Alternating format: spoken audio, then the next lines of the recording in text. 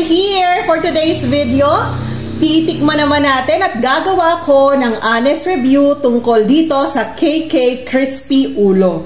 Ayan, sinadya talaga namin to ng aking mga kaibigan kasi noon pa kami takam na takam dito at napakadami nang nagbablog tungkol sa KK Crispy Pata at Crispy Ulo. Sabi nga, napakalambot daw nito kaya gagawa natin siya ng test. So, sabi doon sa mga napapanood natin, sa sobrang lambot nito, kahit plastic na kutsara lang, ay kuhang-kuha na.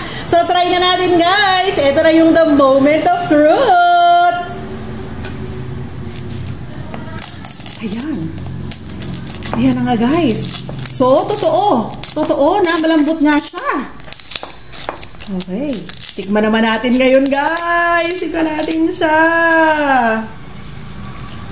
Kung gaano ba siya kasarap. Woo!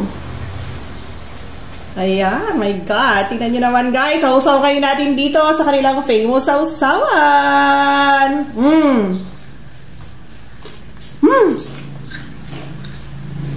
Ang sarap nga niya, guys. Malambot.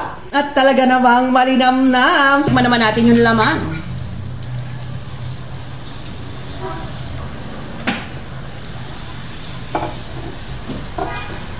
Sarap din siya, guys, malambot.